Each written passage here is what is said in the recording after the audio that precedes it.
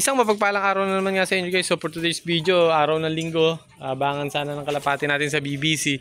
Hindi natuloy dahil nga nung Sabado, may mga nag-comment nga or may mga nag-message sa GC natin na may bagyo nga paparating. Siguro naka-cancel ng BBC yung toss nga natin ngayong linggo. Sa kapakanan din naman ng mga player yun, ano? Kasi hindi natin alam, may parating kasing bagyo ngayong linggo sa norte. Kinancel nila, so mainam na rin yun para at least safe yung mga ibon nga natin. Pero sa ganun pa man, kahit na medyo malulam kaninang umaga, nag self toss din tayo. Update ko kayo sa nilalaban nga natin sa BBC. So dalawa na ngayon ang isasampa natin sa susunod na toss nga sa BBC, dahil may umuwi tayong kalapate. So pakita ko sa inyo guys kung sino yung umuwi nating kalapate. So ito nga yung umuwi nating kalapate, ano? Ito yung mga breeder natin. So malapit-lapit ng mag-itlog. So pakita ko sa inyo yung umuwi nating kalapate, yung ihahabol natin sa BBC. So ito kumakapit eh. So ito yung mga kalapati nga natin. Nag self toss tayo kaninang maga, kahit na medyo umuulan at umaambon. So medyo nagkatama nga yung mata nga na itong kalapati natin, nagkaroon ng one eye. So binigyan na natin ng gamot. Meron akong gamot na nabibili rito sa Gapan sa isa. Effective naman sa one eye kahit gaano kalala. Pagka sinubukan natin, gumagaling kaagad, ano? So pwede kayo magpasabay. May biyahe ko Cabanatuan, Saragosa. Dagdagan nyo na lang kahit panggas. So dinadaanan ng ruta natin yan, San Antonio, Hain. Pwede nating daanan yung ruta na yan. Mura lang naman, ano, sa isa lang. So hindi ko na pinatungan yung pinainom nga natin na gamot sa one eye. Pero syempre pagka papasabay kayo, halimbawa nag-comment kayo sa video nga natin, ibibili ko kayo sa isa, pero magdagdag kayo kahit na panggas, ano, dahil dadaan tayo sa ruta kahit kung sino may order nga sa atin na taga Santa Rosa, San Antonio. Pwede natin daanan yun pwede rin Cabanatuan, tapos Saragosa. Yan yung mga ruta natin na pwede natin daanan pagka bibili kayong gamot sa one eye. So binigyan ko na, saglit lang naman yan. Sigurado naman ako dahil subok ko na yung gamot na nabibili nga natin na yun. Tanggal kagad yung one eye. So yun nga, tinos natin. Ito yung bago nating isasabak natin. Kumbaga ibabasal natin sa BBC. Umuwi nung nagpa-self toss tayo sa Gapan, kasi may grupo kami rito na nagsa-self toss. Nag-self toss kaming Pangasinan. Pag uwi nitong ibon ko, biglang nagulat ako, dalawa. May kasamang chongo. Kala ko nga nung una bihag. Tapos naalala ko, ito yung nawala nating tinraining nga natin na smash. Nawala. Ngayon umuwi. So pakita ko sa inyo. Ang ganda ng kondisyon niya. Ayan. Yung masili natin. Ayan. So gagawin ko ngayon. Ililipad ko ngayon.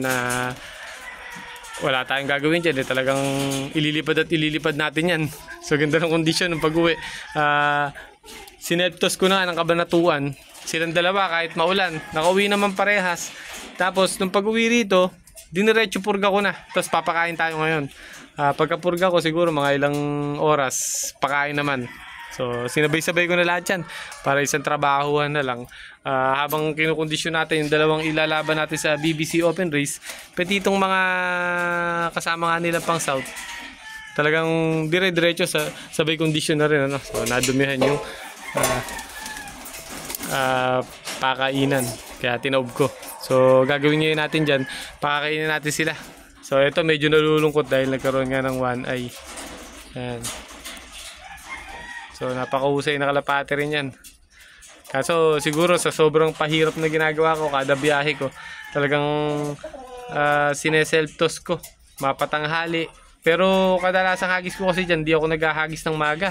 Talagang ang hagis ko dyan sa ibon na yan, alas 10, alas 12, alauna. Talagang minsan kahit umuulan, umaambon, bibitawan natin yan.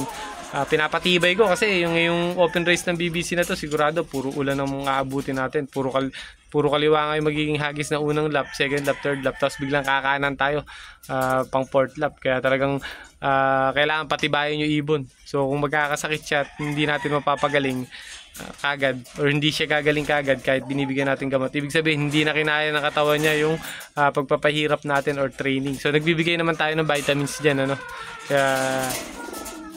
Kaya alam kong kakayanin ng katawan niya dahil maganda rin yung gamot na ibibigay natin. Tapos, bukod pa rin, bibigyan natin ng vitamins at binibigyan natin ng tamang pahinga. Talagang gagaling kagad yan. So, ito yung isa nating isasama. Inihagis ko ng kabanatuan. So, susunod na toss ng BBC, isasampa na rin natin yan. Wala nang pasikot-sikot pa.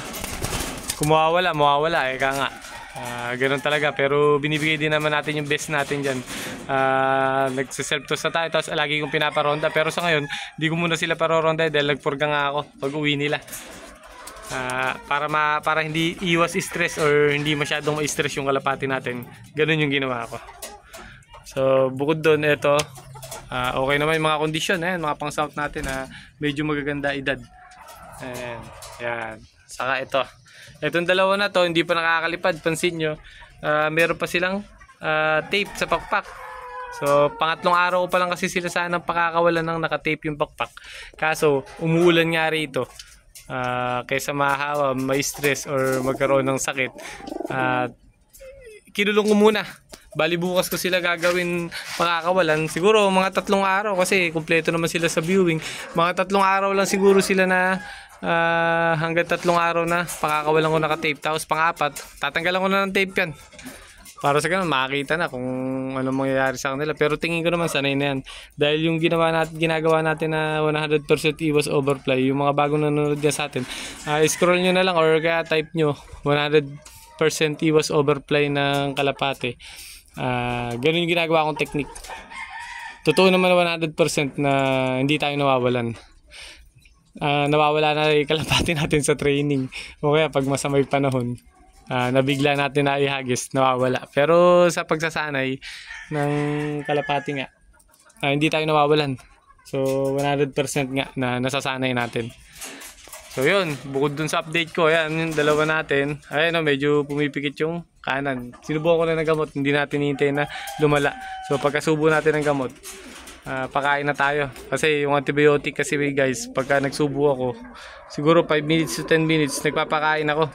Ganun ako magbigay ng antibiotic sa mga alaga nating ibon or kalapate, manok. Basta nagbigay ako antibiotic after 5 minutes to 10 minutes, pag siguro natunaw na sa butchi nila or sa sikmura nila yung antibiotic, magsusundot na ngayon ako ng patuka. So konti lang naman tayo magpakain para lang sa ganun yung binigay nga natin na antibiotic.